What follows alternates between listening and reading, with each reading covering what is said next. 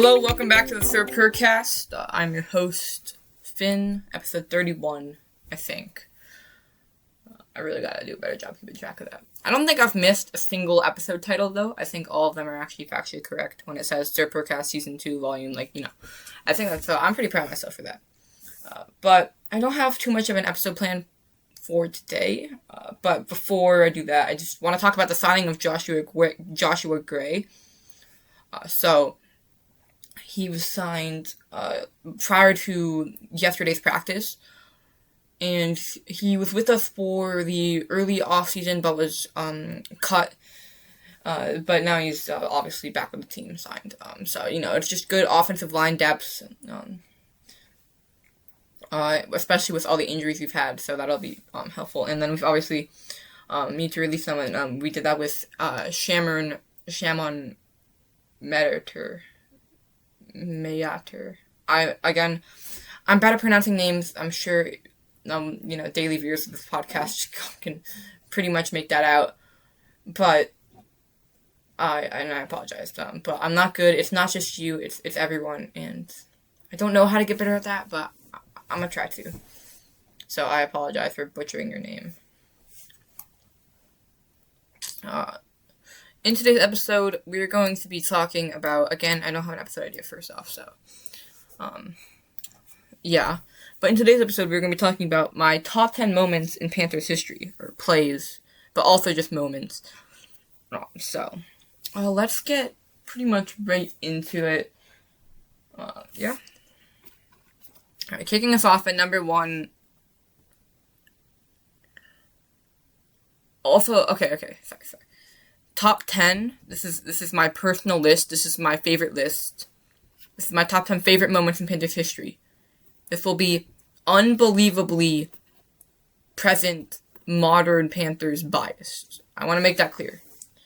I have only the first Panthers game I watched with a conscience probably, or the year I really started getting into the Panthers was 2023. This is my favorite. This is going to be unbelievably biased.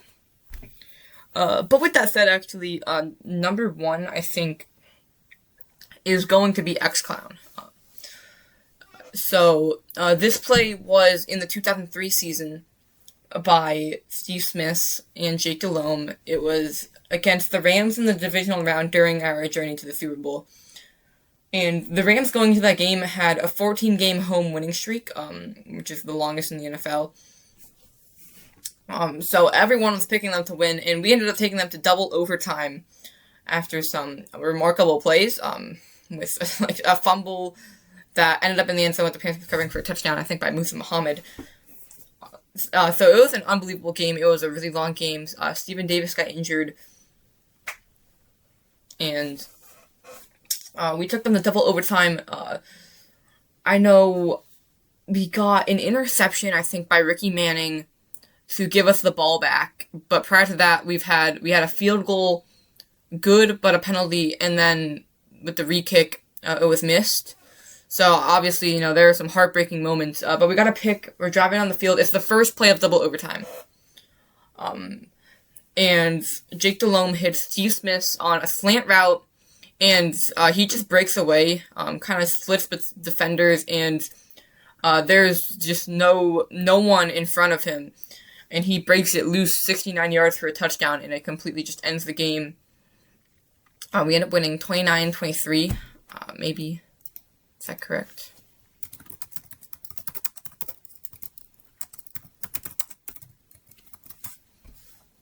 Might be correct. Wow, where is the ESPN? Okay, yeah, it was 29-23. Okay. And I played now with X-Clown. Shoot. I think I used to know what it means. Oh, shoot, there's an ad playing. I didn't even click on a video. That's weird. I think I used to know what it mean. The only thing I can imagine that it would mean is just the play. It's what it's called.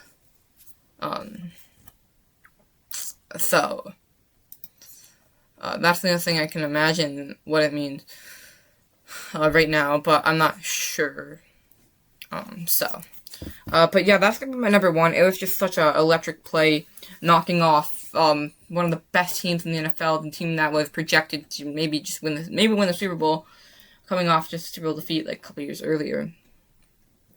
And we come in there, we knock them off, we go to the NFC Championship and end up going to the Super Bowl. So, yeah, that's a really, really good moment right there. Number two. Okay, I have a bunch of moments in mind, but I don't know what order to put them in. So I could just do not ranked, which I might do, because I feel like this is also impossible to rank as well, just because there's so many different there's so many different reasons for why I would pick them as my favorite, and so many different just things. So number two is going just this unranked. So number one, number one is number one, but from now on, unranked. It's gonna be Sam Mills's pick 6 against the Jets. In 1995. This game, the Panthers were 0-4 or 0-5. And obviously, this was the first year in our team's history.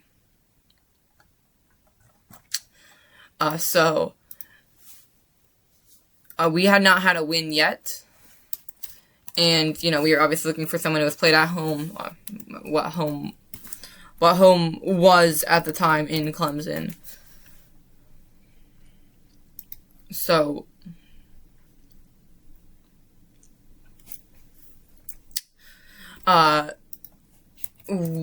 it's, I believe, I don't remember, I have to rewatch the clip. I do not remember. I actually have to rewatch the clip. Okay, I'm gonna go to YouTube. I'm pretty sure it's just a shovel. Oh, that's what it was. Yeah, it was a shovel. Anyways. So basically, it's just a shovel from the Jets quarterback, which I forget the name of.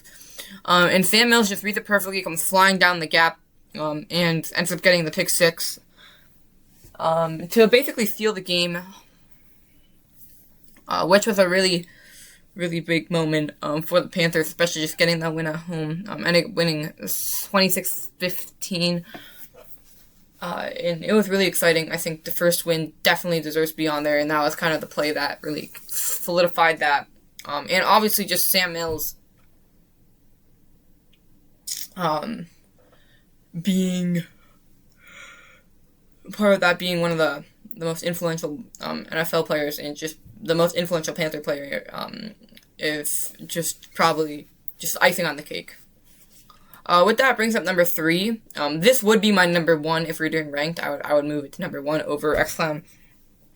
But let's watch the play first. Versus Jets 1995. Okay. Gets first possession. Brian Hansen punting. Bubba McDowell. Oh, and then Okay, it's right here. The 10. Oh, look at him. 2 seconds. Am I right about this? Jets ball up. Yeah, it is just shovel Sam Mills. 22 seconds left in the first half. The shuttle picked up by Sam Mills. Look at Sam Mills. He's at the 10. Oh, look at him crisscross. Touchdown. 13-12. A great return by Sam Mills, by the way. Just cutting it all the way out, right? Avoiding the quarterback. And then I gotta call that lack of effort at the tackle. Kotek's not happy. Why did I take this job? Collins. Back to pass. Kerry Collins. Carrier. 36 yards on the play. I mean, Kerry Collins, I don't think gets enough credit for how he was.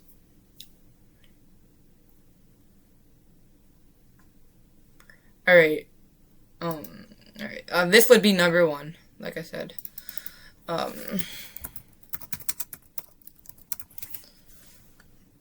So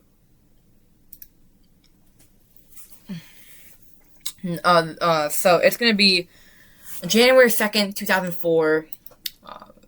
one day before the Panthers' third ever playoff game against the Dallas Cowboys. And let's just say that every week John Fox had some person give a speech, and this week it was linebacker coach Sam Mills. And you know a lot about Sam Mills. He's been a linebacker for the Panthers. He was a linebacker for the Saints. One of the best linebackers in NFL history. He's in the Hall of Fame, class 2022. He gives a speech, and it's, obviously, it's a keep pounding speech. It's keep pounding on offense, defense, on every single play. It goes something like that. I should memorize that. And obviously, I'm going to give credit to the speech. I have no idea if it was a speech, but the Panthers go on to win that game. I have no idea what the score was. I know it was dominant. Julius Peppers has like a pick six. Steve Smith has a really good touchdown catch. We're going to win that game by a substantial amount. It might have been 29-10. I need to look this up.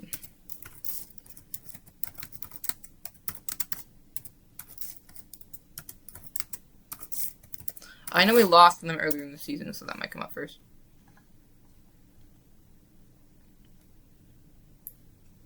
Yeah, we get it, right, we get it. Okay, I have to... Because it was in January, it's not showing up. Oh my gosh, it was 29-10. Oh, and there's no way. Oh my god, I forgot about that. Yeah, Steve Smith had like a really big reception, and he was caught the 1 yard line. Yeah, it was 70-yard reception. I forgot about that. I should have added that too. Oh yeah, he was caught the 1 yard line, and Jake Delhomme was like giving him trouble with that. Yeah, that was funny. I wonder if I met Steve Smith, I would just completely quote that entire moment. I would see if he remembered it. The 1 yard line, really? I was running and I didn't see him. Want to tease me about my running ability? I can't even run. Yeah. Yeah, I was right about that. Let's go. I got W ball knowledge. Alright, getting back to the moment. And not just that, Sam Mills unfortunately passed away. Might have been, I don't know. Do I throw in another guess? April 18th, 2005. He passed away, but he outlived all the doctor's predictions for his life expectancy. And, he's been memorialized and honored in Panthers history, just starting that keep pounding. It was eventually in 2012 placed on the collar of the jersey, and the keep pounding drum has been really big, and it's just been such a really cool tradition. Sam Mills is such an amazing player, such an amazing person. The legacy of linebackers has, for the Panthers, just the greatness of that position was started by Sam Mills. He was the standard. That moment just really embodied the type of person Sam Mills is, which is why that would be number one. But I want to look up Sam Mills' stats.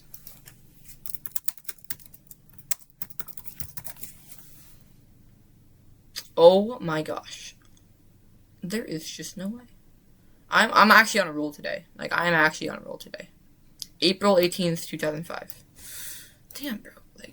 Maybe I'm just maybe I actually do know this stuff and I just think I don't, or maybe I'm just pulling stuff from deep in my brain.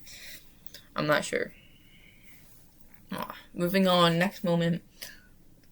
It's gonna be just, I think, the 2015 season. I don't have one moment for this. I don't think there's one moment. If I had to pick one moment necessarily, it still wouldn't be a moment, but it would be narrowed down. The NFC Championship game. But I'm going to stick with the season. But I will talk about the game. This game was just a really special one for, I think, just the Panthers and Charlotte. Just because of how dominant of a performance... Oh, shoot. My desk was falling apart. Just because of how dominant of a performance it was for the home team. It was the highest scoring NFC Championship game at the time. It was broken by the Eagles in 2024, unfortunately, but we're going to break that this year, obviously. We're going to take that record back home Carolina. So just that game was just the environment was crazy. And I think that really just defined the season of just dominance and just playing with that physicality, that intention. We were just and you just like playing like going in, I'm better than you, I'm gonna beat you type of just mentality. It was really fun to see. And as a Panthers fan, I still watch those highlights all the time, even though I never actually got to watch them. Which I am very disappointed about, by the way. Like, imagine me being a Panthers fan now, but in 2015, that would have been so fun. And I already think that this season is fun. But yeah, 15 wins, most in team history, more than a lot of teams have in their history. It was really, really just a fun time to be a Panthers fan. It kind of just brought the city to life. It brought everyone together. It was really, really fun just looking back at it. And it was, you could argue that was the best season in team history. Obviously, we got upset in the Super Bowl due to some unfortunate plays. Really only one or two, but that can define a game. And you can always go what if, but I live by don't be sad because it's over, be happy because it happened. And just looking back on that, it's just such a fun team, and the highlights were really fun to watch. When I look at that team, I just think of just having fun playing football. Cam was just smiling all the time. We were getting all these big plays down the field. It looked like a really fun time. So, all right, are we at 4? Yeah, we're at 4. Or that was 4. So 5. Let's see here. Again, okay, it's not a ranking, so I can just do whatever I need to. Alright, I think I'm gonna go with Tampa Bay Buccaneers 2000. Okay, this might have to be a 2-part episode because this is already 18 minutes in. I don't know. Okay, I'm gonna make this a 2-part episode. After this, it'll be done. Tampa Bay Buccaneers, Week 16, 2025. So, this is unbelievably biased. If I think best moments doesn't crack the top 20. What am I saying? Yeah, absolutely does not crack the top 20. But it's unbelievably biased. If I didn't go to this game, would this be on here? Probably would have put the Rams game over it. So probably not. But since I did go to this game, it was just such a fun experience. I look back at that game, I'm nervous, I'm stressed, I'm enjoying myself, I'm still having a great time, but I could have been having a much better time had I not been nervous, but I can't really stop that. And, when you're nervous about something, that just means you care, but, there's ways to prevent that, but anyways. It was just so fun. The environment was really crazy. It was nothing compared to the wild card game. Don't get me wrong. That trumps it. But it was still a really good environment. It was rocking. And just that interception, I don't think the game could have played out any better than that. Besides just a blowout. But if it had to have been close, I think that's just the best outcome it could have been. There are really exciting plays. There were some deep passes. That game pretty much had everything from deep passes, great pocket maneuvering, a turnover,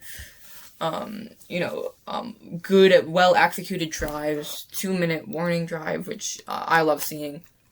Because a 2-minute offense, I think, is just a really fun one. It's, fast-paced. It's my favorite thing to play in Madden. But that has nothing to do with it, but I just thought I would, add that little tidbit. Alright. I have to go with that one, just from personal experience. It was the best moment of my life. And I can't imagine anything beating that from, I would put that at number 1 in terms of best moments in my Panthers history. But since there's honestly, I would put that at number 2 for my favorite moments, behind Sam Mills's thing. But I can't have complete bias in here. I gotta actually be a little bit logistical. But if it was completely my favorite moments, then it would be that. But yeah, I mean, that's gonna be the episode. Again, okay, here's what I'm gonna do. So I'm gonna record an episode today, and I'm gonna post it for Saturday, because I will be away. There might be other episodes. I'm gonna have to check with if I'm gonna have time to record on Friday and Sunday. So those might actually be live time. But Saturday, I know I definitely won't be. So I'm gonna record the second half of this. It'll be posted on Saturday. So that is why if there's like crazy Panthers news, like, oh my gosh, we're trading for like LeBron James or whatever, like, okay, that was a really bad example. Let's just ignore that. We're trading for, I cannot think of a good NFL player. Trey McBride. So if I miss that, which I will be upset that I do, that'll be my episode. And yes, I know I'm missing the Bills game. I'm super upset about it.